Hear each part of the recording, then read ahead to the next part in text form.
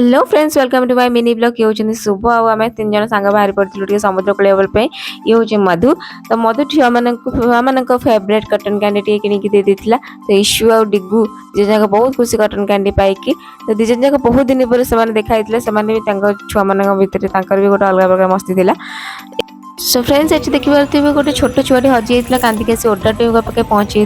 तो Voda team तार बापा माँ नंबर मागी जहाँ से छुआटा नंबर मन रखी तो ताफल कौन है ना बापा माँ आसी पाखे पहुँची तेरे छुआ को केयरफुली नहीं जातु जब आप बाहर जगह जाऊँच और नंबर निहाती मन रखेबे। तापर आम समुद्र कूल झालमुड़ी खाई समुद्र कूल झालमुड़ी खाइबार मजा ही निरा। तो इवनिंग टाइम इवनिंग टाइम देखो समुद्र कूल व्यू केते बढ़िया बहुत बढ़िया लगे सेठी आ विंटर सीजन थिला तो न्यू ईयर भी माहौल थिला सेठी बहुत गहली भी थिला। देखो सुंदर बैलून्स कलरफुल बैलून्स बढ़िया देखा होछला। देखो छोट छुआटी निजे निजे ही खेलुला से निज दुनिया रे से निजे एंजॉय करते देखि पारते डुगू डुगू एटी केमती लिपसिंग करछे मामा रील्स बनाउछ और डुगू एटी लिपसिंग करछे देख पारते फ्रेंड्स। नजारा देखो केते बड़ा देखा होछे ना।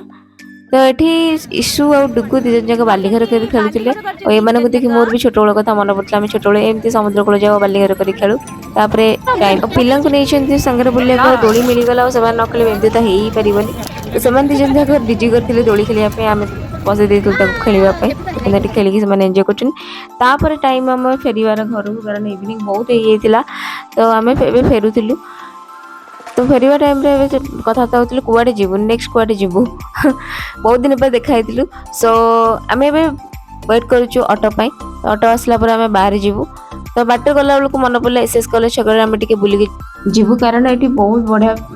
फास्ट फूड मिले एसएस कॉलेज छक तो ये छुआ मान फेवरेट केक सॉप रे केक खाई देते छुआ आम आसती चाट खायापी चाट प्रिपरेशन देखिए केते बढ़िया से बनाऊँ बहुत बहुत बहुत बढ़िया लोक थे से चाट आमको दे देते बनईकि खाईलु चाट बहुत बढ़िया होता है। टाइम थी सांग मैंने विदाय ना टाइम तो घर को पलि आसती तो बाट मत फास्टफुड दुकान मिलता फास्टफुड दुकान घर पे फास्टफुड नहीं सो फ्रेंड्स रही जय जगन्नाथ।